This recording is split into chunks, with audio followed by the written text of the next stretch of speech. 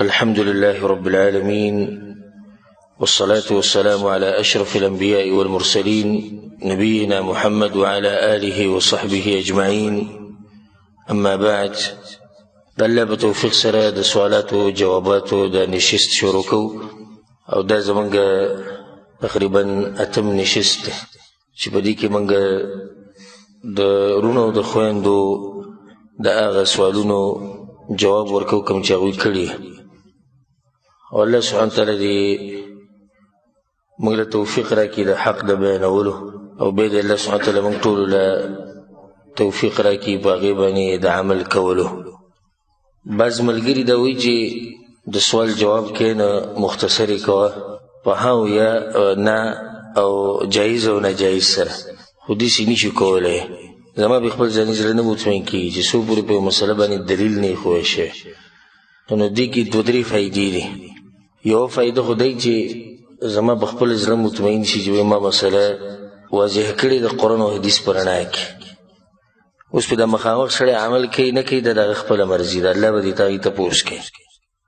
دویمه خبره دا ده چې د دې سره د سایل هم زړه مطمئن کېږي چې کله څوک تپوس وکړي او ته د دلیل وښیې د قرآن او حدیث نه، د هغه زړه مطمئن شو. درېیمه خبره دا ده چې دې سره علم زیاتېږي چې کله مسله څوک تپوس وکړي ته جواب ورکړي، بیا د دلایل وښیې الله دا وایي، د الله پیغمبر دا وایي، د دین مشران دا وایي، صحابه کرام دا وایي، تابعین دا وایي. د دې سره د ټولو مسلمانانو علم زیاتېږي چې څوک مو دا مسله اوري. او کېږي نه کېږي، جایز دي ناجایز دي، ها او نه، داسې قسمه جوابونه سړی د ضرورت په وخت کې ورکوي. سړي ته دي یا څوک چې تپوس کوي د هغه ته دي، د هغې خپل حالات دي. خو موږ به جواب ورکوو، هغه به انشاءالله د قرآن او حدیث په رڼا کې په هغې به کم سے کم یو دلیل خو به ښایو، کم سے کم یو دلیل به پرې ښایو، یا د قرآن نه یا د حدیث نه. نو دا یو څو وروڼو او خویندو تپوسونه کړي دي، انشاءالله د هغې جواب به کوو د الله سبحانه وتعالی په توفیق سره. دا یو ورور سوال کړی دی چې کله د جنۍ غوښتو په وخت کې هلک کور والا لاړ وي، جنۍ کور والا پسې یو جنۍ غواړي او چې هغې ته خوړه وایي یا د اردو کې منګني وایي، د جنۍ غوښته او دغه ټیم کې نکاح وشوه. بیا چې کله دی دا جنۍ راولي د واده ورځ چې ورته وایي، نو په هغه ورځ به بیا نکاح کوي او که نه؟ الجواب بالله التوفیق چې دا جنۍ غوښته او د هغې کور ته تله او خوړه کول، دا د علاقې د عاداتو سره هم تعلق ساتي. بعض علاقو کې چې جنۍ غواړي نکاح ورسره کوي، نو جنۍ وغوښته نکاح یې مو وتړله، ګواهان پکې وي او مهر پکې هم کېږي او قبول او ایجاب دا ټول پکې وشي. بس دا اگر که نوم ورته خوړې ورکوي خو هغه یې څه نکاح. بعض علاقو کې صرف جنۍ وغواړي بس نکاح نه شي. که بالفرض په دغه ټیم کې نکاح وشوه، نو بیا په دویم پیر نکاح ته ضرورت نشته، دا د ښځه ده، خو صرف دومره ده چې د کور ته نه ده راغلې. او که په دغه ټیم کې نکاح نه شي، صرف جنۍ غوښتلي، نو بیا به لازم نکاح کوي، د نکاح نه بغیر دوی نشي میلاوېدی. والله اعلم. دا یو ورور تپوس کړی دی چې زه په دکان کې کار کوم او موبایل یې جوړوم، آیا دا کار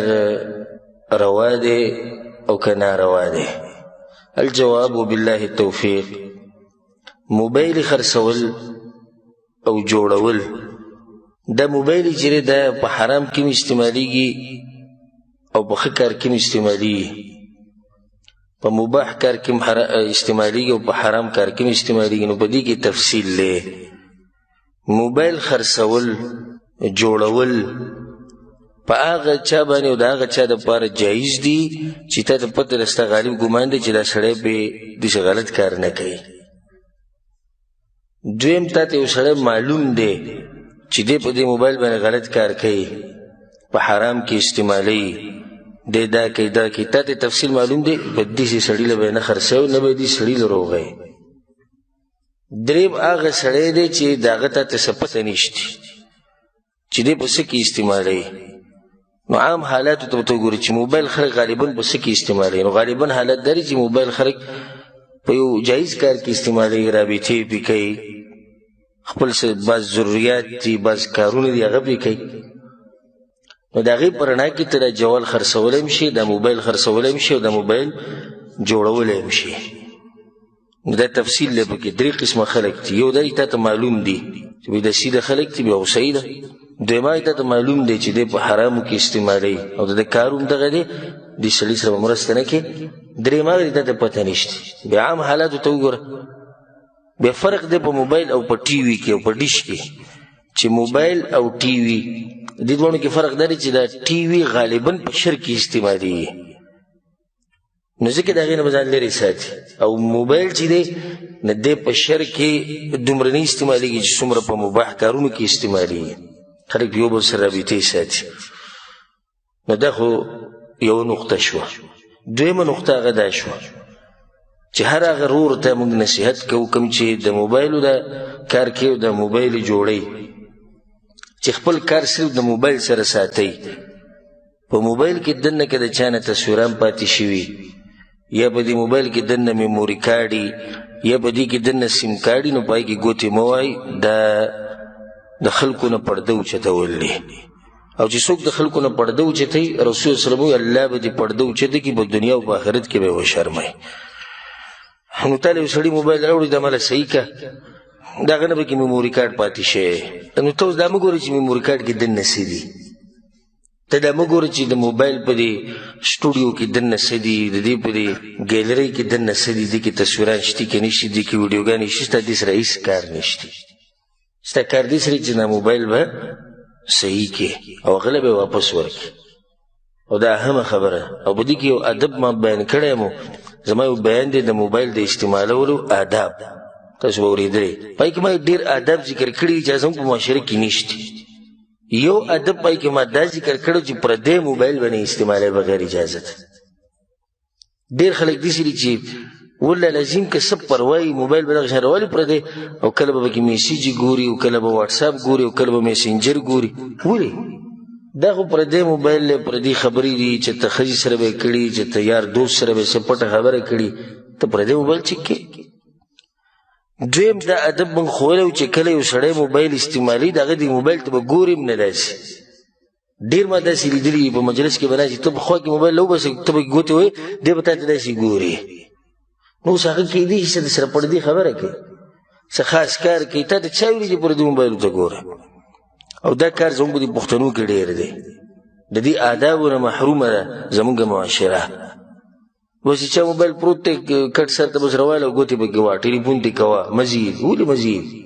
د دې هر څه به تا نه تپوس کېږي. دا جدا مسله ده چې دې سړي پکې تصویران ولې اخودي ولې نه دي اخودي، دا د هغه خپله کار دی، د هغه نه به تپوس کېږي. خو ستا دې سره دا کار دی چې ته په دغه شینو کې ګوتې نه وایې. په دې ورسېدی که نه؟ دا اهمه نقطه ده، دا به خپل ژوند کې راولئ. دویمه مسله بیا دا ده، دغه وروڼو ته زموږ دا نصیحت دی، که بالفرض په دې موبایل کې ته څه حرام څه وینې، نو دغه کس ته نصیحت وکړه. په تا لازم دی مسلمان ته نصیحت کول. نو څومره ښه کار شو، پیسې هم ګټه او څه کوه، نصیحت کوه. او باقي په دې موبایلو کې دا سندرې اچول، په دې کې دا ویډیوګانې اچول، په دې کې غلط شي نه اچول، غلط پروګرامونه اچول، دا حرام دي. په دې چې کوم پیسې ګټلی کېږي هغه حرام دي. د دې کار دپاره د ځای ورکول په کرایي باندې حرام دي. د ده سره هر قسمه مرسته کول دا حرام دي. الله سبحانه وتعالی موږ د حرامو نه لرې ساتي. والله اعلم. د هغې نه بعد یو ورور سوال کړی دی چې زما مور د 15 کالو په عمر کې ده او عمرې له راولمه او څوک محرم ورسره نشتی، نو آیا بغیر د محرم نه دا زه راوستی شم او که نه، او دا سفر کولی شي او که نه؟ الجواب بالله التوفیق. بغیر د محرم نه د زنانه دپاره سفر دا حرام دی، دا کار حرام دی. حدیث د عبدالله ابن عباس رضی الله عنهما دی، په صحیح بخاري صحیح مسلم کې دا روایت دی. وی چې سمعت النبي صلی الله علیه وسلم یقول وهو یخطب، وی ما د رسول صلی الله دا خبره اورېدلې او هغه په منبر ولاړو خطبه یې کوله. وی رسول صلی الله وی ښځې له نه دي جایز چې سفر وکړي الا مع ذي محرم، مګر د محرم سره. یو سړی په منځ کې پاڅېد، یا رسول الله ان امرأتي خرجت حاجه، یا رسول الله زما ښځه وتلې د حج له، او ما خپل نوم لیکلی دی په یو غزا کې، په یو جهاد کې، زما خو اراده جهاد ته ده. رسول صلی الله علیه وسلم انطلق لاړ شه او د خپلې ښځې سره حج وکړه. نو د جهاد نه پرېښود، د غزا نه پاتې کو او ورته ویې لاړ شه د خپلې ښځې سره حج وکړه. دلیل دی په دې باندې چې ښځې له نه دي جایز چې هغه بغیر محرم نه سفر وکړي. سبحان الله، د شریعت ګوره په هر کار کې فایدې او حکمت وي. یو سړی دې ته څه ضرورت دی؟ نن سبا خو هغه سفر یې نشته پوهانې، دا خو جهاز کې کښېني 4 ګنټې 4 نیمې، دلته به ورته بیا خاوند ولاړي، ورور به ولاړي، زوی به ولاړي. موږ وایو په دې جهاز کې هم ډېر څه کېدی شي، په دې جهاز کې هم ډېر څه کېدی شي او شوي دي. بله دا چې دا جهاز خراب شي او په بل ځای کې کوز کړي، دې څه ته شوي دي که نه شي جهاز خراب شي او بل ځای کې کوز کړي؟ ته شوي هر چا سره غالبا شوي. حدیث هم شوي موسم خراب ده بل ځای کې جهاز کوز کړی، بیا به څه کوې؟ او دا ښځه هلته په بل ملک کې یا په بل ښار کې 40 ګنټې او 20 ګنټې او 15 ګنټې یوازې تېروي. نو دې کې څوک ګارنټي ورکولی شي چې دې ښځې حفاظت به کېږي؟ شریعت دا ټولې خبرې زموږ د عزت لپاره بیان کړي چې زموږ د ښځو حفاظت وشي. نو دې سره به لازم محرم. محرم چاته ویل کېږي؟ هغه چاته چې هغه په دې ښځه باندې د همیشه لپاره حرام وي. نسب دلاسه، رضاعت دلاسه، او په هغې کې بیا د شرط دی چې دی به بالغ او عاقل وي. اوس یو زنانه سره ماشوم دی، دا ماشوم محرم نشي جوړېدی.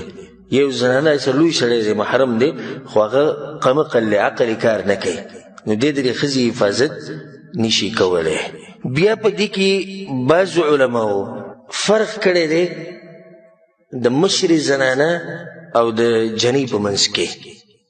لکه به وکړي شیخ الاسلام ابن تیمیه رحمه الله، د امام شافعي مذهب هم دا دی، امام مالک هم دا دی، امام احمد بن حنبل رحمه الله هم دا فرق کړی.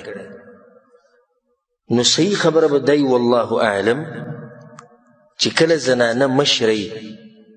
عمر زیاتي او د نکاح رغبت نه لري او نو سره څوک د نکاح رغبت لري او د دې سره نورې زنانه یي او دوی باندې څوک کم سړي چې مشراني چې هغوی ښه رښتیني مسلماناني، نو انشاءالله دا بوډۍ دا مشره ښځه د دوی سره سفر کولی شي. ځکه چې دا په هغه زنانو کې ده چې دې ته نه د چا رغبت شي او نه د دې په چا کې رغبت شته، خو په شرط د دې یو څو خبرې پکې لازم دي چې د دې سره به د زنانو ګروپ وي او کم مشران سړي چې هغه مسلمانان ښه مؤمنان وي، دوکهباز دروغجن خیانتګر به نه وي. دریم دا حج به فرضي حجي، دا عمره به فرضي عمره وي. ځکه اوس یو زنانه ده وایي چې زه بیا حج کوم، موږ ته فرضي دی کړی وي، کړی مې دی، نو اوس ته صرف بغیر محرمه سفر کوې، بغیر محرمه سفر نه دی روا او تا فرضي حج کړی دی، دا بل خو په تا لازم نه دی که نه؟ نو دا مسله د کم حج او د کمې عمرې دپاره شوه؟ د فرضي دپاره. دا مسله ګوره ذهن ته ښه مضبوطه کوزه کوي، دې ته ډېر ضرورت راځي والله اعلم. د هغې نه بعد یو ورور تپوس کړی دی د کشتونو د کاروبار څنګه دی یا د قسطونو د کاروبار څنګه دی. وایي ځکه چې په دې کې د ریټ ډېری، یو شی په نغدو په 10 ریاله دی، په 10 روپۍ دی، او په کشتونو دا په 20 روپۍ دی. نو دا پیسې ډېرې شوې د دې کشتونو د لاسه او د دې نیټې د لاسه، نو دا په سود کې راځي او که نه؟ الجواب دې مسله کې به لږ تفصیل کوم او د هغې وجه دا ده چې زموږ په ملک کې داسې علما شتي حق پرست محققین چې د هغوی دا رایه ده او دا قول دی چې دا سود دی. بیع التقسیط، د کشتونو دا بیع یا د قسطونو دا بیع، د دې علما داسې تعریف کوي چې هو بیع یعجل فیه المبیع، سامان پکې زر ملاویږي ویتأجل فیه الثمن او پیسې وروسته ملاویږي، دې ته وایي. اوس دا پیسې که لږې لږې ملاویږي او که په یو ځای ملاویږي، نیټه معلومه او هر څه معلومه، کس هم معلومي، نیټه معلومه ده، سامان دې سړي ته ورسېدو، پیسې به وروسته ورکوي، دې ته وایي البیع بالتقسیط. نو دا اهمه مسله ده. نن سبا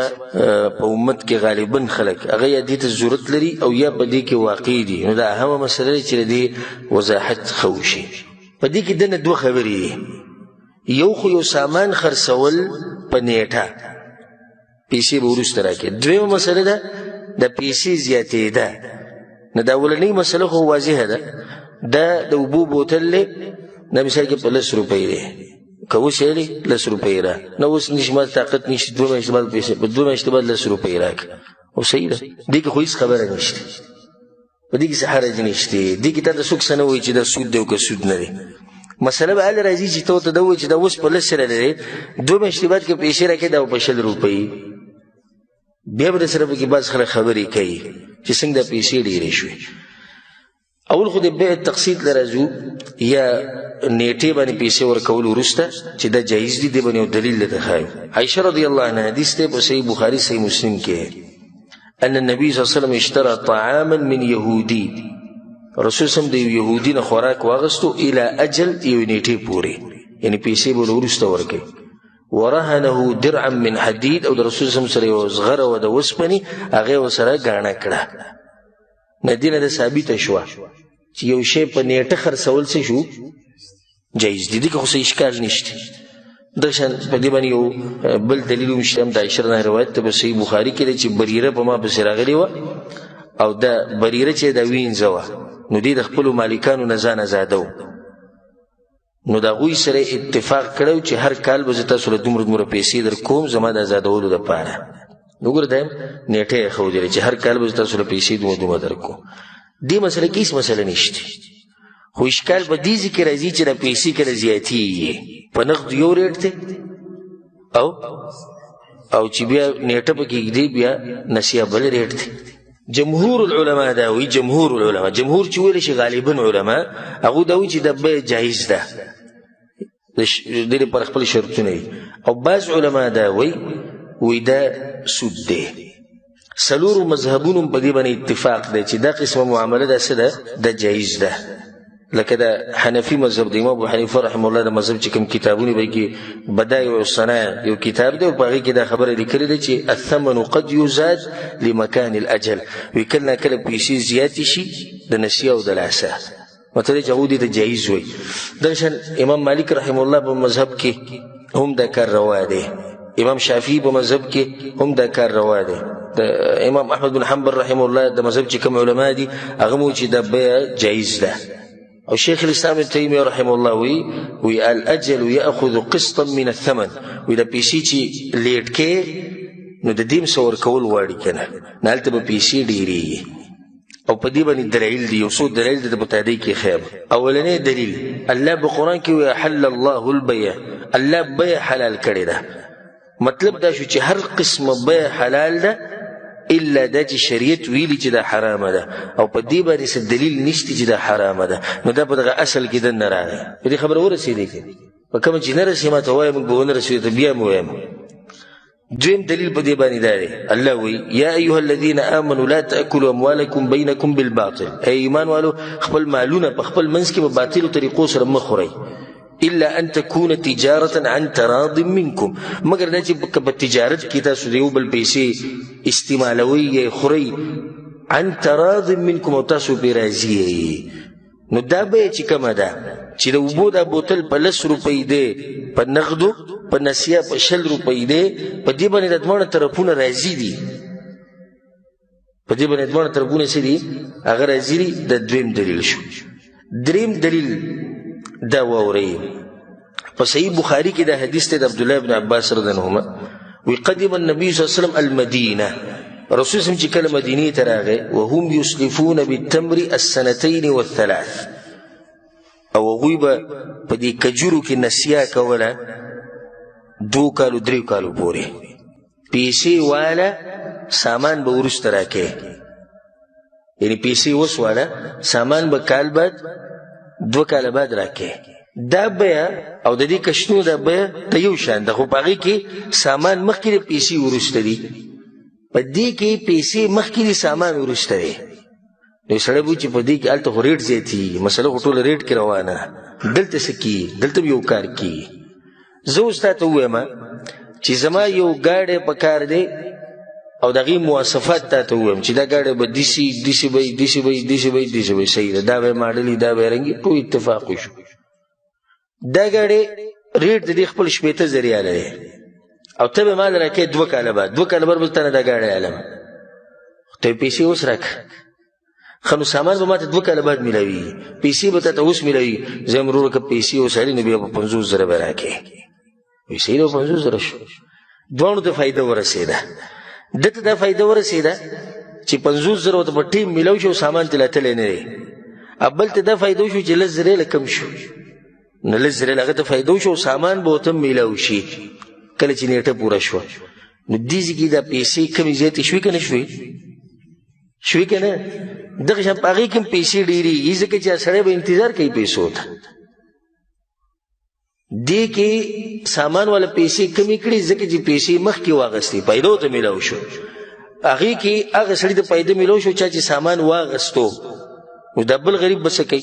6 میاشتې به تا ته انتظار کوي یا د نن سبا دا ګاډي 15 کاله د دې نیټۍ ښه 15 کاله به یې ته داسې ناشي نو تا ته وایي چې به تا باندې دومره پیسې زیاتوم نو دا دواړه به یو بل سره نږدې دي چې دا جایز ده نو دا هم څه ده دا هم جایز ده بل یو دلیل پې دا دی چې عامو د مسلمانانو عمل په دې باندې را روان دی د پوخانه د سلفو د وخت نه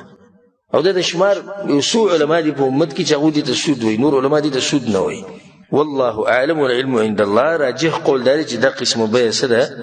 دا جایز ده خو د هغې دپاره شرطونه یې د یاد ساتئ اولنی شرط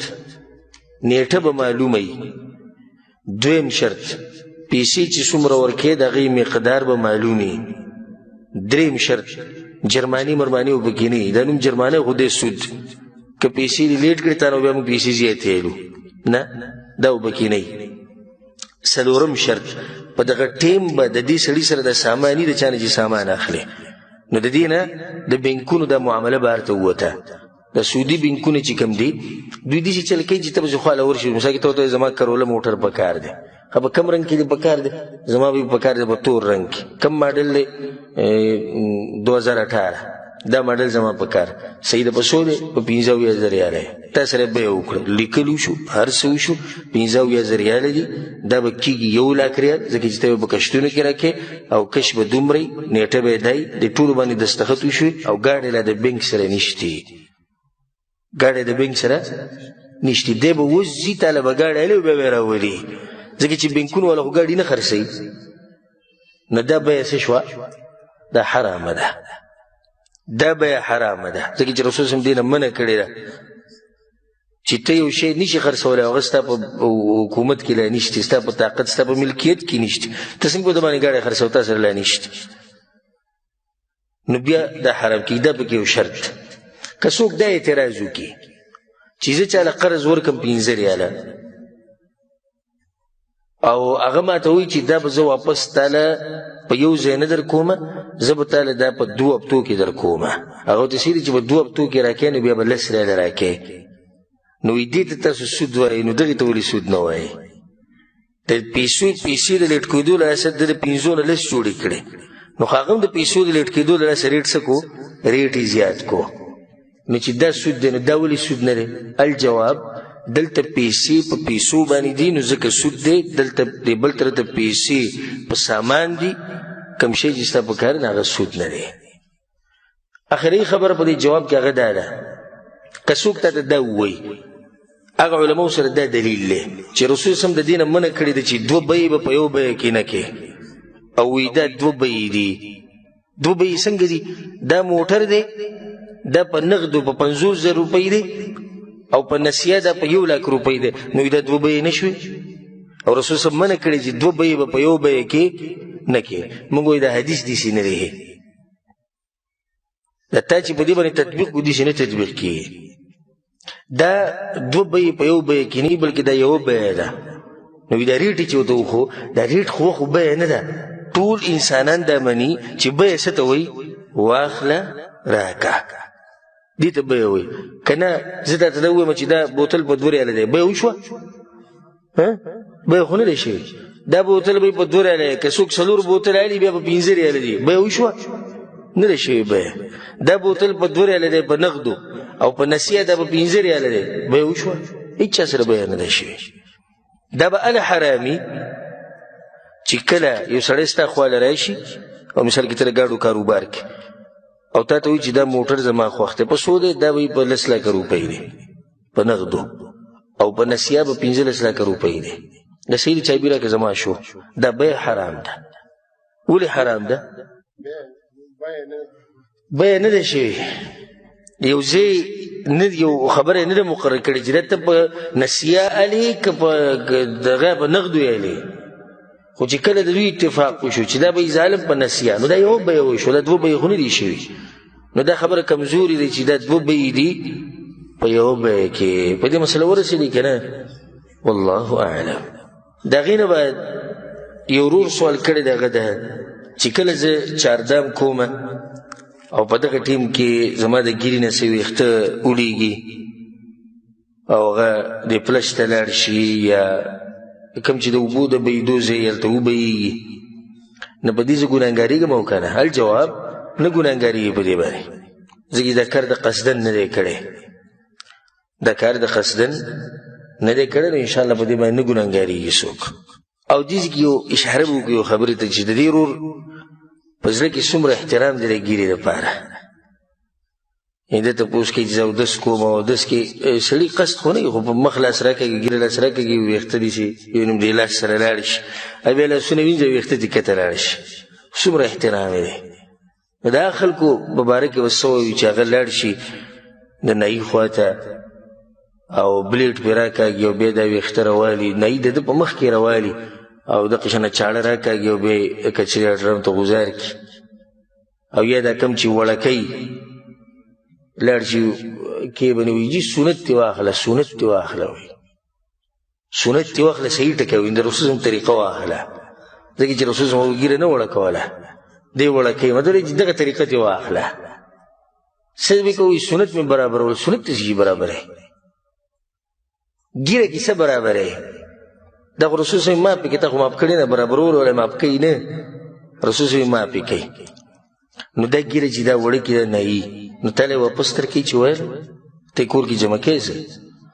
خو ته دا یعنې دې درجې ته موږ رسېدلي یو چې یو لس ریاله وله مو ورکوو چې واله د رسول صلی دا طریقه او غوزارې کړه د کچرې د ډرام ته، او لس ریاله په زمانه واله. نو داسې یو نصیحت شو چې د ګیرې احترام پکار دی، ګیرې پرېښوده پکار دی. الله دې به موږ له د عمل کولو توفیق راکړي. د هغې نه بعد یو ورور سوال کړی دی، هغه ده چې سوره فاتحه په امام پسې شاته ویل لازم دی او که نه؟ الجواب زه دې ځای کې د مسلې تفصیل نه شم تللی، که زه تفصیل له لاړم نو د الله په توفیق سره 2-3 ګنټې خبرې خو بېرته کولی شم او دلایل بې شماره دی ته بې خوی شم، خو دلته دا چې نور سوالونه هم دي، حاصل د جواب هغه دا دی چې سوره فاتحه د منځه رکن دی، د دې نه بغیر مونځ نه کېږي. که دا امام دی، که دا مقتدي دی، او که دا یوازې مونځ کوي، که دی د جنازې مونځ کوي، که دی د استخارې مونځ کوي، که دی د استسقا مونځ کوي، که دی کسوف مونځ کوي، که دی د خسوف مونځ کوي، که دی هر یو مونځ کوي، بغیر د سوره فاتحې نه مونځ نه کېږي. په دې باندې دلیل دی په صحیح بخاري کې لا صلاة لمن لم یقرأ بفاتحة الکتاب، نه کېږي مونځ د هغه چا چې سوره فاتحه ونه وایي. و دې کې داسې ویل چې دا حدیث دغه دپاره دی، د امام دپاره او د یوازې مونځ کوونکي دپاره، مقتدي دپاره نه دی. نو دا اوس ګوره د رسول صلی په حدیث کې د ځان نه ګوتې وهل دی. رسول صلی ښه فصیح انسان و، ښه فصاحت ول الله ورکړی، خبره به سمه واضحه کوله. دې ځای کې به ویلی وی که نه چې مونځ نه کېږي د امام او د یوازې مونځ کوونکي چې څو پورې سوره فاتحه نه وي، نو دا خبره کمزورې ده.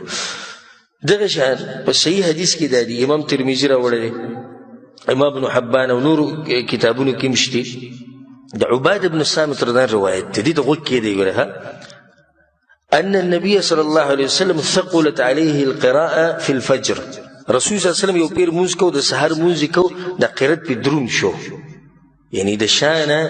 داسې اواز راتو چې د رسول صلی الله علیه وسلم د قرات په هغه باندې درون کو. فلما فرغ، کله چې رسول صلی الله علیه وسلم فارغ شو، صحابه کرامو ته وی لعلکم تقرؤون خلف امامکم، تاسو کې امام د شاته قرات کوئ. قلنا نعم، موږ چې یا رسول الله موږ هم لګیو، ته تلاوت کوې موږ هم تلاوت کوو. رسول صلی الله علیه وسلم فلا تفعلوا، دا کار مه کوئ. دا بعض مولیان چې دا حدیث پیش کوي دې ځای کې ودرئ، وګوره فلا تفعلوا، مه کوئ دا کار. نو بیا دا موږ بعض په موږ پسې راشي وایي موږ یو په کش مکش کې اچولي، هغه هم حدیث بیانوي او ته هم حدیث بیانوې، نو اوس څه وکړو؟ نو چې اوس یو ملا دوکه درکوي د هغې زه ذمه وار یم، ما ته به وایي چې موږ څه وکړو؟ خو مولوي صاحب ته دا حدیث داسې دی که مخې ته پکې څه شتي لکه چې مخې ته خبره به بلکل واضحه کي دا ټنګېدلی حدیث دی ورخه ټنګېدلی فلا تفعلوا رسول الله دې څه بنه کوي الا بفاتحه الكتاب سوى سوره فاتحين فانه لا صلاه لمن لم يقرأ بها ځکه چې دغه نه بغیر موږ نه کی فیصله وشو کوونه شو او که چا زړه کې تعویل ماویل پرتی دغه فیصله کول خو ګرانه ده دغه فیصله به الله کې خو موږ ته خبره څه شوه واضح شوه بالکل مطمئن شو واضح حدیث ته رسول صلی الله علیه وسلم تلاوت ما بس مکو یعنی د سوره فاتحین علاوه تلاوت مکوا نو سوره فاتحه وایي که څوک دا وایي چې الله په قرآن کې وایي اذا قرئ القرآن فاستمعوا له وانصتوا الله وایي کله چې قرآن ویل کېږي غوږ ورته ایږدئ دې څنګه سوره فاتحه وایي جواب د دې مسلې دا دی چې د آیت نازل شوی په پیغمبر صلی الله علیه وسلم دی او د حدیث کې خبرم پیغمبر کړی ده نو په دې قرآن چې څومره هغه پوهېدو دومره به ما ورته نه پوهېږو دویم جواب دا دی چې دغه آیت عام دی او دا حدیث خاص دی مطلب دا دی چې قرآن ته غوږ ایږده چې کله ویلی کېږي الا دا چې په امام پسې شاته ولاړې به سوره فاتحه ویلی شي ځکه چې دا اجازت هم شریعت درکړی نو د شریعت نه څوک تپوس کولی شي چې ولې نشي کولی دا دین د الله دی لا يسأل عما يفعل د الله نه څوک تپوس خو نشي کولی چې یا الله ته په یو ځای کې وایي چې سوره فاتحه یو ځای کې ته وایي چې کله تلاوت کېږي غوږ ورته کېده بل ځای کې ستا پیغمبر وایي چې سوره فاتحه وایه دې څوک ویلی شي دا خو چې چا په زړه کې مرض یا به دا خبرې کوي مسلمان کار څه دی وایي الله وایي چې غوږ ایږدئ پیغمبر وایي چې خیر د سوره فاتحه پکې وایي خو نور غوږ ایږدئ خبره څه شوه ختمه شوه بله دا چې د آیت د دې لپاره نه دی نازل شوی دا آیت مکي دی دا آیت مکی دی د دې آیت نه بعد هم صحابه کرامو په منځ کې خبرې هم کولې په دا مسله موږ بلوغ المرام په درس کې واضح بیان کړی نو ګوره صحابه کرام د خبرو نه منع نه کړو موږ د سوره فاتحې نه منع کوئ دا آیت کافرانو په مقابله کې نازل شوی کافرانو څه ویلو وی لا تسمعوا لهذا القرآن دې قرآن ته غوږ مه ایږدئ والغوا فيه په دې کې شور کوئ لعلکم تغلبون چې تاسو زورور شئ په دې قرآن باندې الله سوي فاستمعوا له غوږ ایږدئ هغوی شور کوي الله وی وانصتوا غلي شئ هغوی لعلکم تغلبون چې زورور شي الله وی لعلکم ترحمون چې په تاسو رحم وشي بالکل یو شان دي د هغې په رد کې دی که نه په دې ورسېدی که نه والله اعلم د هغې نه بعد یو ورور سوال کړی دی هغه ده چې آیا دعا تقدیر بدلی او که نه او که دعا تقدیر بدلی نو داسې خبره شوه چې تقدیر خو یو پر لیکلی شوی دی د ځمکې اسمان د پیدایش نه 50 زره کاله مخکې نو اوس دا څنګه بدلیږي الجواب حدیثونو نه دا خبره واضحه ده چې دعا سره تقدیر بدلیږي او دویمه خبره دا ده چې انسان داسې دعا غوښتی شي چې یا الله ما د تقدیر د شر نه په امان کې ساته لکه حدیث کې دا راځي امام احمد بن حنبل رحمه الله راوړی اصحاب السنن دا حدیث راوړی دی رسول صلی الله علیه وسلم دا دعا غوښته وقني شر ما قضیت یلا څه چې تا په تقدیر کې لیکلي د هغې د شر نه مې ساته او په یو حدیث کې دا راځي امام حاکم رحمه الله راوړی دی صحیح حدیث دی رسول صلی الله علیه وسلم تقدیر نه واپس کېږي مګر په دعا سره او عمر نه ډېرېږي مګر په نیکو کارونو سره دا ښه واضحه حدیث ته دلیل دی اوس یو سړی دا ووایي نو تقدیر خو پوخ لیکلی شوی دی نو بدلیږي څنګه الجواب دې مسلې ته لږ ویښ کښېنئ تقدیر دوه قسمه یو زوړن تقدیري یو پوخ تقدیري دا پوخ تقدیر نه بدلیږي او زوړن تقدیر بدلیږي زوړن څنګه الله لیکلی دی لکه مثال کې یو کس دی د هغه نوم دی محمد د دې محمد عمر 50 کاله دی خو که چېرته وله مور دعا وغوښته چې یا الله د دې بچي عمر مې ډېر کړي نو شپېتو ته به یې واړومه دا اوس زوړن تقدیر دی څه دی زوړن دی یعنی تړلی شوی دی که ویې غوښته دعا یو ډېر به شي که ویې نه غوښته دعا یو پاتې به شي په دې مسله ورسېدی که نه اوس بله دویمه اهمه نقطه دا تقدیر چې بدلیږي دا الله په تقدیر کې لیکلي دي نو خبره د تقدیر نه ونوته لمثال بله درکړم یو سړی دی د هغه نوم دی احمد الله په تقدیر کې لیکلي دي چې په ده به داسې بیماري راځي چې هغه عام د طبیبانو په قانون کې د انسانانو په قانون کې د هغې علاج نشته خو د دې احمد دپاره به پلار دعا غواړي چې الله زما زوی له شفا ورکړي نو بیا به له زه شفا ورکومه. تقدیر بدل شو، خو خبره د تقدیر نه ووته، بیا هم نه ده وتې تقدیر نه، د الله د علم نه خبره نه ده وتې. بل مثال بېله درکم، یو کس دی خالد نومې دی، غریب دی، تقدیر یې دا دی چې دی به صحیح غریب بی، خو د مور پلار به دعا غواړي د دپاره چې الله زما د بچي رزق پراخه کړه. الله ته خو پته ده چې مور پلار به دعاګانې غواړي که نه، الله به دا تقدیر د ده د غریبي دا به بدله کړي د دعاګانو د لاسه او دی به مالداره کړي. خبره د تقدیر نه ووته ونه وته، خبره بیا هم په تقدیر کې پاتې شو. یعنې د الله د علم نه څه شی نشي وتی. او بل سبحان الله، الله ته دا ضرورت نشته چې الله به دې خبرې ته انتظار کوي چې د چا دپاره به دعا غوښتې کېږي او د چا دپاره نه. الله ته د اول نه پته ده چې د چا دپاره به غوښتې کېږي او د چا دپاره به نه غوښتې کېږي. نو دا د دغه مسلې مختصر جواب دی. اگر که زما یو بیان شتي په دې باندې تقدیر په دې مسله باندې هلته ما ښه تفصیل بیان کړی، دغه واورئ. والله اعلم. دا یو ورو سوال کړی دی چې زما پلار زما نه سخت خفه دی او وجه د هغې دا دی چې ما یو تجارت کوو، په هغه تجارت کې ما تاوان وکړو او اوس ما سره خبرې نه کوي او کنځلې کوي او بدې ردې کوي او ظلم یې شروع کړی، زه څه وکړم؟ الجواب، د بچي دپاره نه دي جایز چې د پلار سره تعلقات ختم کړي، او د بچي دپاره دا نه دي جایز چې دی د پلار سره د خیر او د ښېګړې نه ځان منع کړي په سبب د ظلم چې پلار یې ورسره کوي. نشي پرېښودی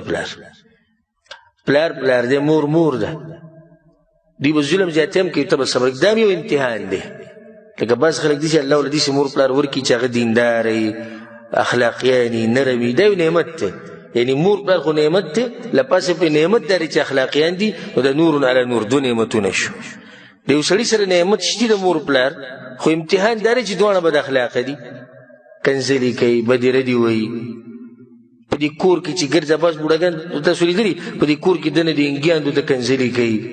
د بچو ته کنځلې کوي او په هره خبره خپوي، په هره خبره جګړه. اوس نعمت شتي پلار دی، خو امتحان دا دی چې بد اخلاقه دی. دا مطلب خو دا نه شي چې پلار دی پرېږده ځکه چې بد اخلاقه دی، نه نشي پرېښودی. ظلم او زیاتي د لاسه پلار نشي پرېښودی. په دې راته یو ناشنا دلیل ښیم. د شرک نه غټ ظلم چې تاسو لیدلی، د شرک نه غټ ظلم خو نشتی که نه. الله څه وایي؟ ووصینا الانسان بوالدیه حسنا. منګه انسان ته دا وصیت کړی چې د مور پلار سره به ښه کړي. وان جاهداک لتشرک بما لیس لک به علم، او که چېرته تا ته دا ووایي چې شرک وکړه فلا تطعهما، په دې ځای کې به له خبره نه مني.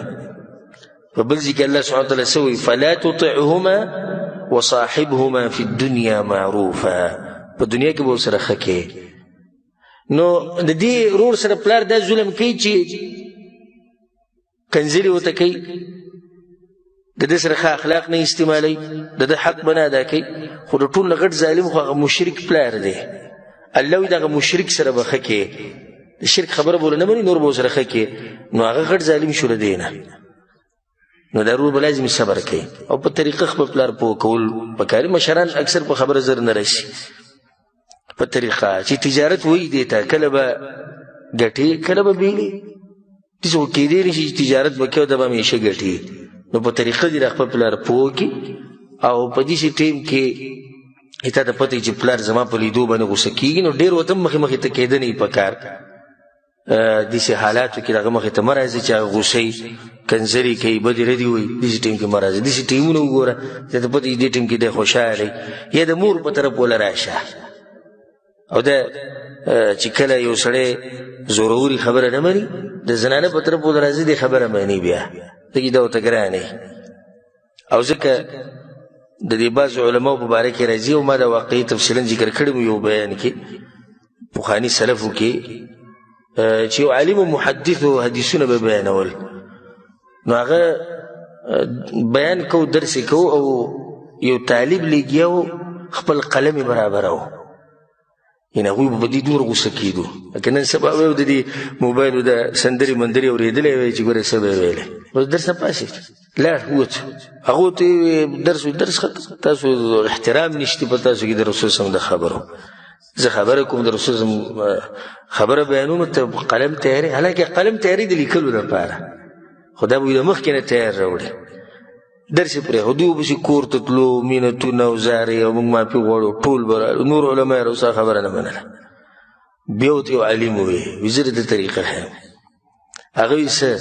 وایي طریقه دا ده چې د ده دې ښځې له دا کوم چې غټ محدث دی د ده ښځې له هدیه والی ښه ښکلې هدیه وله والی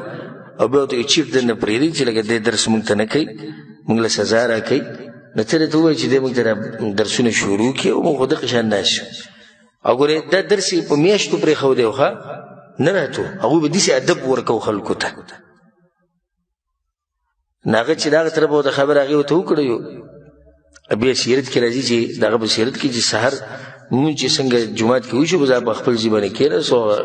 کوم چې د هغه شاګرد و خاص هغه ته یو کتاب شروع کړه نو هغه ټول حیران شوي مونږ ته د مخکې مینتونه کول هغوی دې پر له واسطه زوروره راوستې ووایي د هغې نه زه مجبوره وم نو کله کله پلار غوسې د مور په طرف ته راضي کولی شي د مور سره خبره وکړه دا به ورسره په طریقه خبره وکړي الله سبحانه وتعالی موږ له توفیق راکړي چې د خپلو والدینو سره ښه سلوک وکړو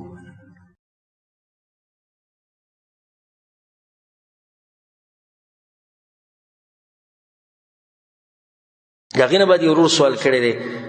چې ما احرام اچولی و عمرې له روان ومه نه د میقات نه چې کله موږ واوړېدو موږ له خوب راغی زه وده شوم چې راپاڅېدم نو ما ته احتلام شوی و نو د هغې د لاسه بیا موږ لاړو مسجد تنعیم مسجد عایشې د تنعیم ته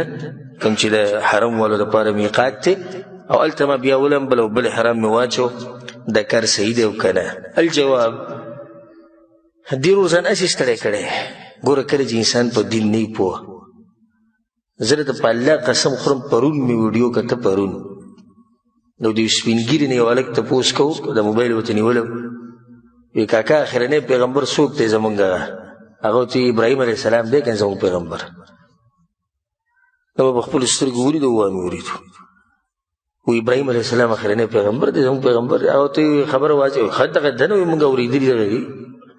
یعنی یو سړی سپین ږیری دی ده ته لا دا پته نه شي چې د پیغمبر څوک دی او په دې د علماو مجلسونو له نه راځي علماو ته نه کښېني دین نه زده کوي دا به تا د جبریل علیه السلام راځي وحي به راوړي اوس دې سړي ګوره که دی د دین نه خبر وی د عجز نو دې کې هېڅ نشته یو سړي احرام واچو او د احرام نه بعد دته احتلام وشو اوس به دې کوي څه دی به 2 کاله کوي یو کار به دا وکړي چې غسل به کوي دویم کار به دا وکړي په کوم ځای باندې چې مني لګېدلې د هغه ځای دی وینځي باقي د احرام ښه برابر دی او ځي خپله عمره دی کوي نو د دې چې تنعیم ته تللی او مشر عایشې تللی دا یې ځان هسې ستړی کړی دی او عمره یې صحیح ده والله اعلم د هغې نه بعد یو ورور سوال کړی دی چې آیا د که څوک وخاندي نو د دې سره اودس ماتېږي او که نه ځکه چې بعض خلک وایي چې د خندا سره اودس ماتېږي الجواب د علماو په دې خبره کې اتفاق دی چې خندا کول د منځه نه بهر د دې سره اودس نه ماتېږي امام ابن المنذر امام نووي رحمه الله دې ټول ویلي چې په دې باندې د علماو اجماع ده او په کومو حدیثونو کې چې دا راغلي دي چې څوک وخاندي د هغې سره اودس ماتېږي هغه ټول کمزوري دي ځکه امام نووي رحمه الله په خپل یو کتاب المجموع کې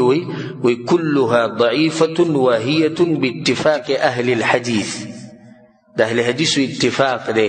چې دغه ټول حدیثونه څه دي کمزوري دي والله اعلم د هغې نه بعد یو ورور تپوس کړی دی چې دا بعض خلک وایي چې په نهر باندې وبس کړه د دې نه رسول صلی وسلم منع کړې ده آیا دا خبره صحیح ده او که نه الجواب حدیث کې دا راځي ابو سعید الخدری رضی الله عنه روایت دی وی رسول صلی الله علیه وسلم وی من شرب الماء على الريق چا چې اوبه وڅکړي په نهر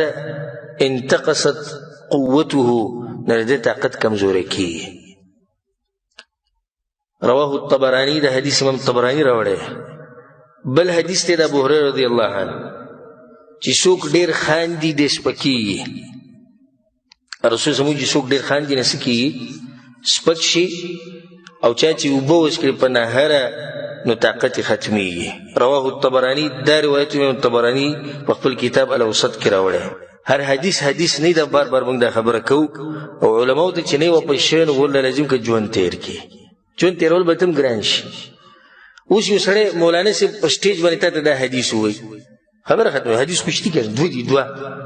دو حدیثونه دي امام طبراني په اوسط کې راوړي. جواب دې مسلې دی چې دوه حدیثونه کمزوري. دا ولنې حدیث چې کوم د ابو سعید خدری رضی دی د دې په سند کې راوي دی هغه ته ویل کېږي محمد ابن مخلد الرعیني او دا کمزوري انسان دی چې په سند کې راشي سند کمزوري کی. دا دویم حدیث د سند چې کوم دی په دې کې بعض دي چې راویان دي چې علما وي موږ دوی نه پیژنو دوی څه تاریخ نشته دا څوک او د مجهول سړي روایت دا نه قبلي. د دې نه دا واضح شو چې شریعت څه پابندي نه لګولې. بس خلک دا وایي چې شریعت دا خبره کړې ده چې د روټۍ نه مخکې وبس کا په منځ کې به نس کې وروسته به کې نس کې. دا خبره شریعت نه ثابته. دا ټول ډاکټري خبرې دي. ډاکټران څه وایي دا د هغوی خبره ده خو شریعت ته باندې څه پابندي نه ده لګولې. ډاکټر ته او غالبا ډاکټران بلکې دا وایي چې په نهر وبس که دا مفید دي نو بس کا. خو ډاکټران دا وایي چې د روټۍ نه مخکې اوبه څکه په منځ کې مسکه وروسته مسکه ځکه چې دا د روټۍ هغه طاقت او خوند هغه ختموي. نو ستا بدن ته به طاقت نه میلاوي د اوبه دې سره ګډې وډې شي که نه د دې هغه خپل طاقت او ویټامین او چې څه هغه ټول ترې ختم شو. نو دا مسله دا ډاکټري خبره ده خو شریعت په تا باندې څه پابندي هغه نه ده لګولې. والله اعلم. د هغې نه بعد یو ورور سوال کړی دی هغه ده چې یو طالب دی او هغه په جامعه اسلامیه کې سبق ویلی مدینه کې چې کومه جامعه اسلامیه تقریبا 15 کاله هلته سبق وي بیا چې کله واپس لاړ خپل ملک ته نو د خپل نوم سره اوس المدني لیکي المدني. نو آیا دا جایز دی چې سړی خپل نسبت دغه علاقې ته وکړي چې هغه دغه علاقې دی نه دا کار جایز دی او که نه؟ الجواب چې څوک د یو ملک کې هغې ته نسبت کړي دا خو واضحه خبره بیا دی په یو بل ملک کې اوسېږي په بل علاقه کې او به یې کې ډېر وخت تېر کړي نو د دې نسبت دغې ته هم کېدی شي په دې کې څه حرج نشته خو په شرط د دې چې هغه خپل اصلي نسبت به نه ختموي. یعنې اکثر بعض داسې وکړي چې هغه اصلي بالکل هېر کړي چا ته ویې نه چې د هغه ملک یم نه دا اوس ناروا کار دی. او په دې باندې یو څو مثالونه در کوم د محدثینو محدثین داسې شتي چې البصري ثم المکي داسې راځي لکه یو پکې دا واوره مبارک ابن حسان السلمي دا اوس خاندان دی البصري دا کوم ځای دی د بصرې دی ثم المکي بیا څه دی مکي دی. نو دی اوس دی د کوم ځای د بصرې دی مکي ورته ولې وایي ځکه چې په مکه کې وخت تېر کړی. دغه شان اسماعیل ابن مسلم البصري ثم المکي بصري دی بیا مکي دی. المغيرة ابن عبد الرحمن المخزومي المدني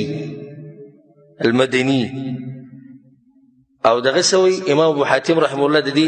مغیره مبارک وی کان شامیا دی په اصل کې د کوم ځای د شام مدني ورته بیا وی نزل المدینه مدینه کې وخت تېر کړی نو ځکه دلته څه ویلی کېږي المغیره ابن عبد الرحمن المخزومي المدني. نو په دې مسله ورسېدې دا جایز دي که نه جایز دي والله اعلم. یو ورور دا تپوس کړی دی چې بعض خلک دا خبره کوي چې کله ماشوم پیدا شي او د ده ویښته د لر نه کړو نو د مور پلار مونځ یې نه قبلېږي. دا خبره صحیح ده که غلطه ده؟ الجواب دا خبره بالکل غلطه ده. صحیح خبره دا چې د ماشوم ویښته لرې کول دا واجب نه د سنت دي. څه دي؟ سنت دي. او حدیث کې دا راځي امام احمد بن حنبل امام ترمذي دا حدیث راوړی سموره رضی الله عنه رسول الله وسلم وی چې کله ماشوم پیدا شي په 9 ورځ به د عقیقه وکړي په 9 ورځ به د هغه ویښته لرې کړي په 9 ورځ به پرې نوم کېږدي. خو که چا ویښته لرې نه کړو نو دی د هغې د لاسه ګناهګارېږي نه او نه دا چې د ده منځونه نه قبلېږي یا د مور منځونه نه قبلېږي دا کمزوري خبره ده والله اعلم. یو ورور دا تپوس کړی دی چې کله 2 کسان د یو بل سره میلاو شي نو دا یو لږ ټیټ شي او زموږ د خلک داسې د عادت په ګشتي لږ ټیټېږي چې محترم سړی هغه ته لږ ټیټ شي. آیا دا جایز دی او که نه؟ الجواب دا ټیټېده په هر حال کې حرام دی که د سفر د راتلو نه بعد میلاو شوی او که په مخه میلاویږي، که مسلمان دی او که کافر دی او که باچا دی او که عالم دی او که خپل دی او که هر څوک دی، ځکه چې دا صرف د الله سبحانه وتعالی حق دی چې هغه ته به ټیټېږي. نو دا ټیټېده څه دي؟ دا ناروا دي او دې کې مشابهت دی د انګریزانو سره او د غیر مسلمو سره. او د رسول الله صلی الله علیه وسلم نه پکې حدیث راغلی، امام ترمذي امام ابن ماجه راوړی. یو کس وایي رسول صلی الله علیه وسلم ته یا رسول الله الرجل یلقى اخاه او صدیقه، یا رسول الله چې یو سړی د خپل ورور سره میلاو شي یا د ملګري سره اینحني له، هغه ته به ټیټېږي؟ رسول صلی الله علیه وسلم ته لا، نه به ټیټېږي. نو دا ټیټېده دي چې لږ دا څه دي؟ دا ناروا دي. زموږ دې خلکو کې شته بعضو کې چې سړي سره لاس میلاو کړي نو بیا دې چې لږ ټیټ شي دا سر کښته کړي، نو دا په شریعت کې نشته، د دې نه منع راغلې ده. والله اعلم. دا یو خور تپوس کړی دی چې دا بعض زنانه چې د یو بل سره میلاو شي او د یو بل سره غاړه میلاوي نو یو بل ښکلوي، نو بعض زنانه او جنکۍ دا چل کوي چې یو بل ښکلوي نو په دې شونډو باندې یو بل ښکلوي، لکه د یوه د خپلې شونډې د بلې په دې شونډه ولګوي. آیا دا کار جایز دی او که نه؟ او ښه چې موږ ورته ووایو چې دا کار ناروا دی، نو موږ ته ووایو چې په دې څه دلیل نشته چې دا حرام دی، یعنی دې څه دلیل نشته چې به کې دا الفاظ چې دا کار څه دی؟ دا حرام دی. الجواب لازم نه ده چې یو مسله به ته ثابتې، یو مسلې دپاره به حکم ثابتې، نو بلکل حق الفاظ به راوړې. لباس ته موږ وایو نسوار حرام دی، کوم نسوار ټکی راغلی قرآن حدیث کې؟ د چرسو ټکی شته قرآن حدیث کې؟ هیروین راغلی قرآن حدیث کې؟ اپیم راغلی قرآن حدیث کې؟ نو بیا به مزې کوه. او که داسې هر شی الله ذکر کوي، هر شی، نو دا قرآن به دومره غټ وي چې ګرځولی به چا نه شوی. خو شریعت عام قاعدې ذکر کړي دي،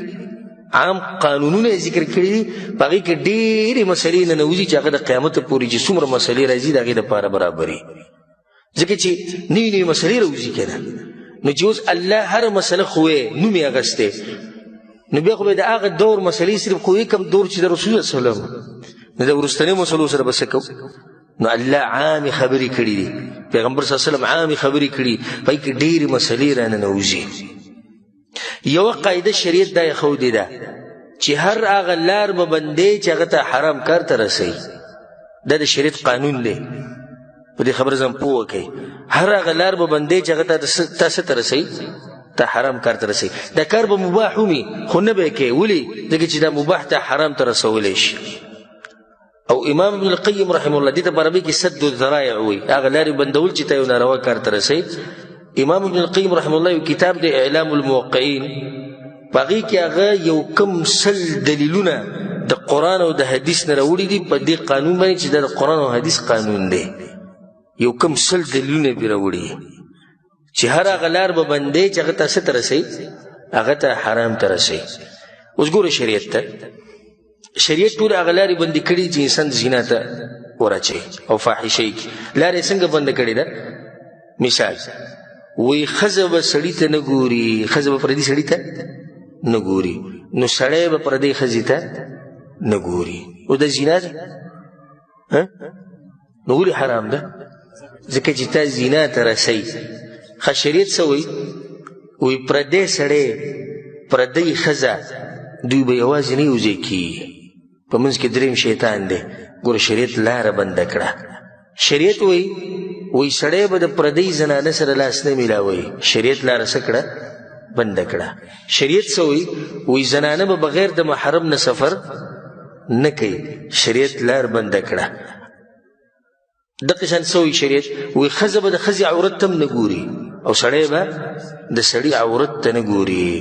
نو زار شم د دې خوږ شریعت نه چې هغه لارې بندې کړي دي چې هغه مونږ ناروا کار ته رسوي. علما دا وایي، دې خبره کې سوچ وکړئ چې پلار، رور، مشران چې کوم د زنانه دپاره محارم دي، دوی هم یو داسې زنانه نشي ښکلولی چې کله د هغې نه فتنه جوړېږي. لکه اوس یو ورور دی او د خور تندی ښکلی، نو موږ دا وایو چې دا په هغه ټیم کې جایز دي چې فتنه ترې نه جوړي. او که اوس هلک زلمی هلک دی، خور چې دا ښه پیغله جنۍ ده او دی د هغې تندی ښکلی یا هغه د دې تندی ښکلی، نو کیدای شي د دې نه څه جوړی شي؟ فتنه جوړ شي نو دروازه به څه کې بنده به کې دا کار به نه کوئ. نو چې د دوی په منځ کې دا مسله ده نو دلته خو به حرام او حرامي چې یو زنانه رالګي د بلې زنانه شونډې ښکلوي د دې نه فتنه جوړېږي. که چېرته زنانه د یو بل سره میلاو شي او ډېر وخت بعد او یو زنانه د بله ښکل کړي تندی وله ښکل کړي هېڅ خبره نه، خو شونډې ښکلول چې زنانه د زنانه شونډې ښکلوي د یو بل شونډې ښکلوي د دې نه څه جوړېږي؟ د دې نه فتنه جوړېږي، د دې نه شیطان ته دروازه کولاویږي. نو ځکه موږ وایو چې دا کار څه دی؟ جایز دی؟ نه دی جایز. ولې نه دی جایز؟ حرام کار ته لار ده، دروازه ده. نو په دې کې رد شو په دغه خویندو باندې کوم چې وایي په قرآن حدیث کې دا مسله نه راغلې. قرآن حدیث کې هره مسله شته، خو چې څوک پکې سوچ وکړي الله سبحانه وتعالی دې موږ په قرآن او حدیث باندې پوه کړي. یو ورور تپوس کړی دی چې ما نه د مازدیګر مونځ پاتې شي او بیا ماښام د مانځه ټیم راشي، نو زه به اول د مازدیګرې مونځ کوم که نه زه به د ماښام مونځ کوم؟ الجواب: قضا مونځونو کې واجب دی چې دا په ترتیب باندې کې او علی الفور به کې. علی الفور مطلب څه دی؟ فورا به کې. او دا خبره پته نشي چې د مولیانو سره کم شي دلیل به دې خو صحیح دلیل نشته چې دا به سبا قمانځه ته پرېږدي. او عقل هم دا وایي که مرګ راشي نو بیا به څه کوې؟ ماسخوتن مونځ ته نه پاتې شو، وایي سبا ماسخوتن سره به راوګرځې، نو سبا ماسخوتن پورې به ته یې څوک ګرنټي ورکولی شي؟ نشي. نو علی الفور ډایرکټ به کې رسول الله حدیث کوي چا نه مونځ پاتې شو دو یا تیر شو چې څنګه ورته یاد شو څنګه د خوب راپاسې ډایرکټ به مونځ کوي. دویمه مسله په ترتیب به کې، لکه اوس د یو سړي نه د ماسپښینې مازدیګرې ماښام مونځ پاتې شو او دې چې دا مونځونه راګرځوي نو څنګه به یې کوي؟ ماسپښین مازدیګر ماښام په دې ترتیب باندې به کوي. او په هغې باندې دلیل دی په صحیحینو کې د حدیث او په نورو کتابونو کې مشتي چې کله مشرکانو رسول الله وسلم مصروفه کو د خندق په ورځ د منځونو نه، یعنی رسول الله خندق کې غزوه خندق کې په جنگ کې مصروف وو، مشرکانو سره مصروف وو، د رسول الله وسلم نه منځونه څه شو؟ هغه ته پاتې شو. فصلاها على الترتیب، رسول الله بیا په ترتیب باندې منځونه وکړو. یو حدیث کې دا راځي د جابر بن عبد الله رضی الله عنه روایت دی چې عمر بن خطاب رضی الله عنه راغی د خندق په ورځ د رسول صلی الله علیه وسلم خواته بعدما غربت الشمس، نور سو ډوب شوی، فجعل يسب كفار قريش، نو د قریش کافرانو ته بدې ردې ویلې او یا رسول الله ما كدت اصلي العصر حتى كانت الشمس تغرب، یا رسول الله او مازدیګر مونځ چې مې کو نو بلکل نور ډوبېدو، دغه ټیم کې راته موقع میلاو شو. نو رسول صلی الله علیه وسلم ورته امام نه دی کړی، نو بیا رسول صلی الله علیه وسلم اودس وکړو فصلى العصر بعدما غربت الشمس، نو مازدیګر مونځ کله وکړو نور ډوب شوی، ثم صلى بعدها المغرب، نو بیا کوم مونځ وکړو؟ ماښام مونځ وکړو. د دې نه واضح شو چې ترتیب لازم دی. اوس راځو ضرور دې مسلې له چې یو سړی دی مازدیګر مونځ ته پاتې شو، د ماښام د مانځه ټیم راغی، اوس به دې کوم مونځ مخکې کوي؟ جواب: دی به ټیم ته ګوري، که دی د مازدیګرې مونځ وکړي او بیا هم د ماښام په مانځه کې ټیم پاتې کېږي او دی پکې د ماښام مونځ کولی شي، نو دی به په دغه ترتیب کوي. اول به څه وکړي؟ مازدیګر، بیا به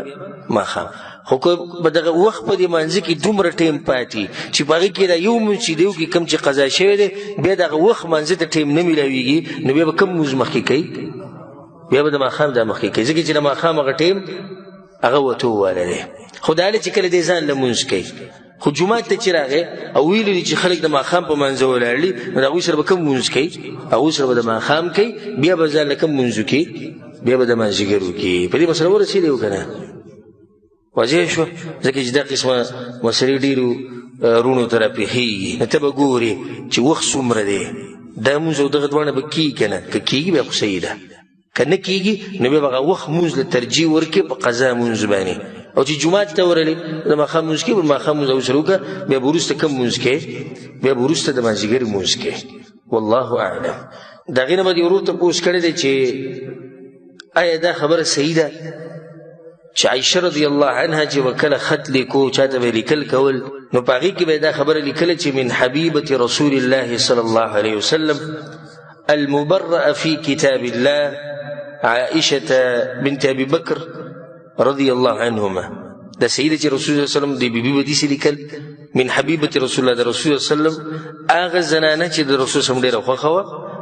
د الله په کتاب کې د هغې پاکوالی بیان شوی دی عایشه لور د ابوبکر رضی الله عنه دا صحیح ده که نه اول خو دا خبره یې ساتي چې په دې کې شک نشته چې عایشه رضی الله عنها حبیبة رسول الله صلی الله علیه وسلم دا په دې کې شک نشته په زنانو کې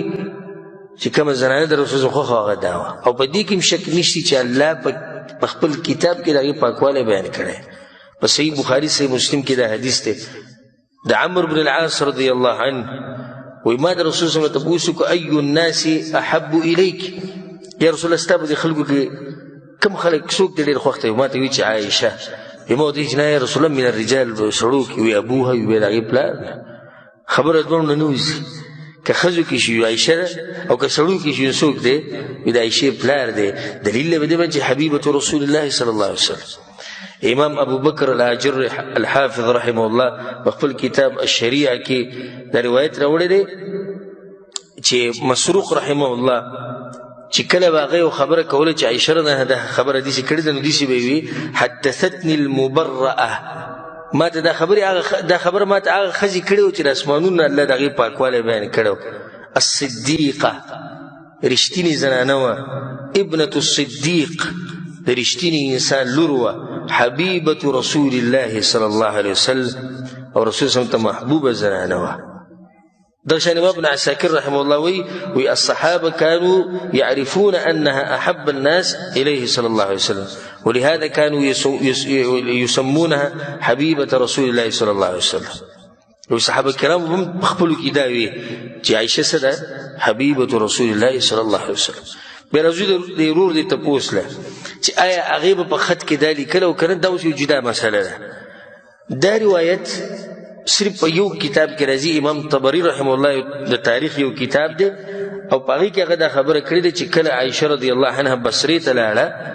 نو هغې خط ولیکو یو کس ته چې د هغه نوم زید بن صوحان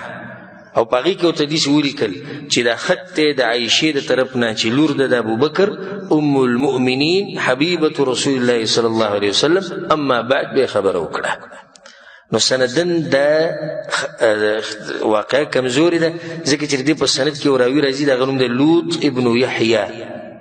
او محدثین وایي دا متروک دی متروک مطلب محدثینو پرېښودی دی او محدثین چې پرېږدي نو هغه صحیح د سکاري محدثین خو د کار سړی نه پرېږدي که نه خو بېکاره دی که نه برابر نه دی سړی نو دا یو کس پکې منځ کې راځي چې د هغه نوم دی لوط ابن یحیی د لوط ابن یحیی د لاسه دا روایت څه شو دا کمزوری شو دا یو ورور سوال کړی دی چې ما د امام ابن الجوزي رحمه الله کتاب مطالعه کوو په هغې کې د امیر المؤمنین عمر بن خطاب رضی فضایل بیان شوي نو په هغې کې ما یو ضعیف حدیث وموندو سوال مې زما په زړه کې دا راغی چې امام ابن الجوزي ولې په خپل کتاب کې ضعیف حدیث راوړو او دا سوال د ډېرو په زړونو کې راځي لکه موږ چې د مشکات ته درس کوو که نه موږ پکې څه ووایو دا حدیث سندن څه دی کمزوری کیدای شي د ورور یا د خور په زړه کې راشي چې کمزوری ده ولې دلته راوړو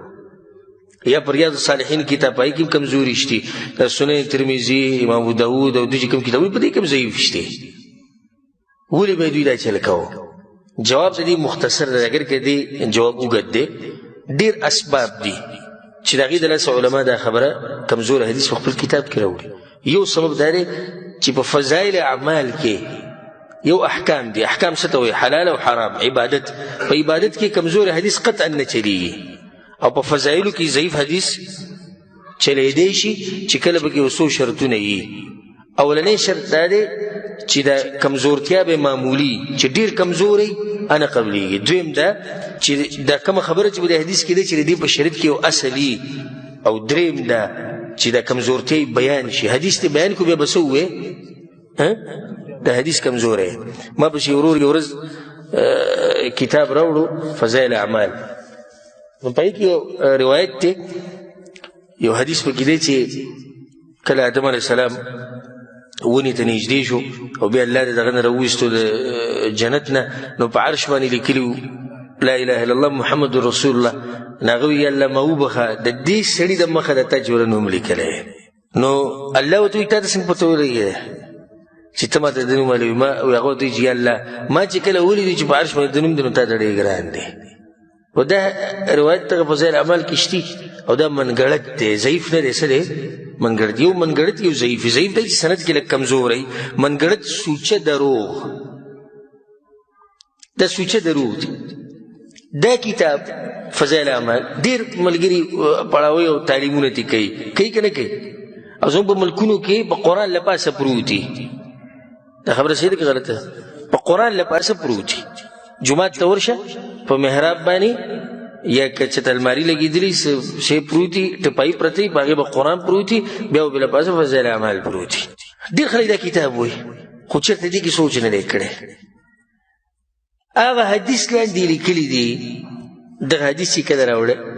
چې دا روایت راوړی دی پلاني امام په خپل کتاب الموضوعات کې لکه یو محدث کتاب لیکلی دی الموضوعات منګړت روایتونه دا ورته لاندې لیکلي الموضوعات څه مطلب دی منګړت روایتونه وایي دا حدیث په هغه کتاب کې دی ما سره یو سړی ناست و وایي دا خو په خپله به کې داسې لیکلي چې دا موضوع حدیث دی ګوره موضوع وایي نه دا خو مطلب چې موضوع د دې حدیث دا ده نو دې به څوک پوه وکړي نه دا خو دغه نه چې منګړت دا خو مطلب چې موضوع د دې حدیث دا ده موضوع دغه مطلب دی وایي کتاب الموضوعات مطلب منګړت روایتونه بعض علماو څه کړی دی لکه دا ضعیف حدیثونه را جمع کړي دي امت ته اسانتیا دپاره چې دې کې څومره حدیثونه داسې دي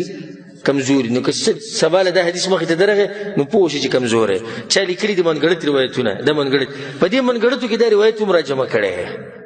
هغو په دې کتاب کې راوړ خو دې پې نه پوهېږي چې لاندې ورته الموضوعات لیکلي خو منګړت روایت دی که نه نو چې دې څه کمزوری نه او بل د هغې کمزورتیا به په آخره کې بیان کې بعض علما په فضایلو کې ضعیف حدیث راوړي خو بعض علما څه چل کوي حدیث راوړي ضعیف دا یو عالم ورته ضعیف وایي دا بل ورته ضعیف نه وایي نو هغه چې په دې کتاب کې راوړی دا ورته ضعیف نه وایي ځکه یې راوړی دغه شان بعض علما داسې چل کوي لکه صحیح حدیث راوړي لکه یو حدیث ذکر کو صحیح دی وایي د دې حدیث په مرسته کې مضبوطولو دپاره بیا نور حدیثونه را جمع کوي کې بعض ضعیف وي وایي په ضعیفو کې هم دا خبره راغلې ده نو مطلب د هغه نه چې دا حدیث صحیح دی خو دا بله حدیث پې مضبوطوي بعض علما څه چل کوي لکه یو حدیث کمزوری دی د دې کمزوري دپاره اوس نور ډېر کمزوري پیدا کوي نو چې خبره څه نه څه ګزاره وکړي حسن لغیرهی دې ته وایي او په دې باندې هغه ملګري پوهېږي چې هغه لکه علم کې پاتې شوي نو دا لږ مضبوط شي لږ بره وخیږي ځکه چې وایي چې دومره حدیثونو کې راغلي دی اگر که ضعیف دي خو دلیل دی په دې باندې چې دا خبره شتي په شریعت کې نو دې لپاره ضعیف حدیثونه راوړي والله اعلم اگر که دا مسله تفصیلي ده انشاءالله بیا که چېرته الله توفیق راکړو نو زه به درته بیا د دې باقي ښه تفصیل هم وکړمه والله اعلم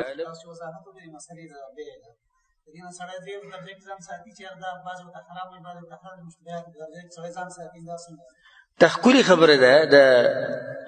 محترم ورور وایي چې که یو سړی د بیع بالتقسیط نظام په دې ساتي چې بعض علماو ته حرام وایي سود ورته وایي بعض ورته نه بلکې غالبا ورته جایز وایي نو زه دې ځان ساتمه په دې چې را بعض ورته سود وایي نو ښکلې خبره ده خو موږ دا وایو چې لازم نه دي دې شوکي ځکه چې نن سبا په امت کې ډېرو خلکو ته د دې قسم معاملاتو ضرورت دی یو سړی غریب دی ځان له کاروبار رواني ګاډی ایلي بل څه شی ایلي او د ضرورت راشي نو موږ وایو چې جمهور العلما فتوا هغه دا چې دا جایز ده او ما په خپل دلایلو بیان کړو او زما په زړه ښه مطمئن دی چې د علماو قول مضبوط دی خو که یو سړی احتیاط کوي په دې چې ځان ته وساتم نو ښه خبره ده دویمه خبره دا ده چې د کشتونو کاروبار دا په ځان باندې قرض راړول دي او شریعت موږ منع کړي وي بغیر ضرورت په ځان باندې قرضې مه راړوئ ځکه چې ژوند به دې څه شي ژوند به دې تنګ شي والله اعلم حدیث کې دا ثابت دی چې د ده ویښته به د سپینو زرو سره وزن کې چې څومره وزن کېږي هغې همره پیسې به بیا راولي او صدقه به یې کړي دا مستحب عمل دی او حدیثونو کې ثابت دی الله اعلم ګوره که د مشرانو د قدرمنو خلکو تندیخ کولول احتراما جایز دي خو کوشش دا پکار دی چې د هغې لپاره انسان ټیټ نه شي په داسې حالاتو کې د ده تندی که ښکلی چې پای کې ټیټوالی را نه شي لکه مثال یو سړی د اوس د مور پلار خپې ښکلی جایز دی چې سړی مور پلار خپې ښکلي کړي دا مسله موږ مخکې تفصیلا بیانه کړې وه خو دلته صرف چې یو فایده راته ذکر کړو اوس دا مور ناسته ده پلار ناسته او دې د هغې خپې ښکر غواړي نو بیا به د هیئت داسې جوړېږي لکه سجده چې لګوي نو داسې نه ده پکار چې دی کینی او د مور دا خپله ګه راوچته کړي د پلار دا خپله ګه راوچته کړي او ښکلي کړي نو بیا به دې کې څه حرج نه کوشش دا پکاري چې د ټیټوالی پکې رانه شي والله اعلم الا دا چې اوس یو سړی چیتي لکه اوس مشر دی او د باډۍ نه څه دی چیت دی نو بل څه نه کېږي لازم به دا دنګ سړی لږ راکته کي نو دې چې اوس د ده د ټیټېده مقصد نه دی ټیټېده مقصد نه دی خو دا مجبوري ده انشاءالله دې ټینګ اوس حرج نه او ماشوم ښکلی د مینې نه تا پکې دننه رالو دا ښکلی مثال والله اعلم بعضې ملګري دلته کې لکه وکله تکه د حساب وي که نه هغه وایي چې هلته زموږ رزق لکه نه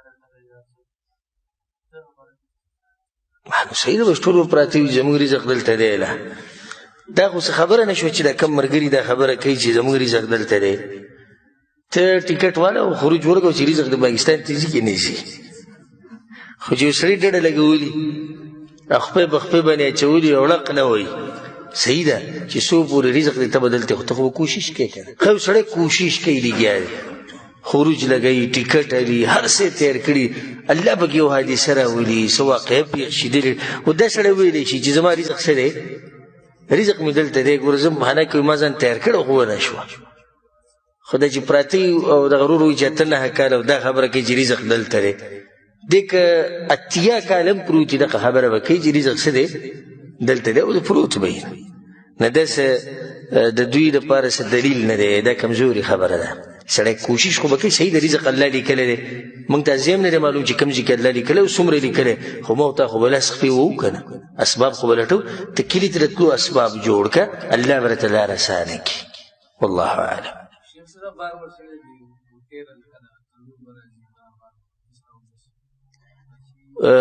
خولې ته تروي اوبه راتله د معدې نه د دې سره اودس نه ماتېږي او نه د اودس کې څه نقصان کوي او نه څه خلل په اودس کې واقع کوي والله اعلم هر وخت کې چې څنګه تا ته راځي لکه ته اوده وي راپاسې د ویتر نه تېرېږي او دغه ټیم کې وکړي ځکه چې رسول صلی الله علیه وسلم من نام عن وتره او نسیه څوک چې خپل وتر نه اوده پاتې شي یا تېر شي چې کله راپاسې کوي به او لږ ساعت مخکې ما دا خبره وکړه چې دا یو وخت یې لیټ کول مونځ پکې دا خبره ده چې یو خو به دلیل نشي دویمه دا چې څه پته لګېدی دغه ټایم ته رسي او که نه رسي والله اعلم وصلى الله على نبينا محمد وعلى آله وصحبه أجمعين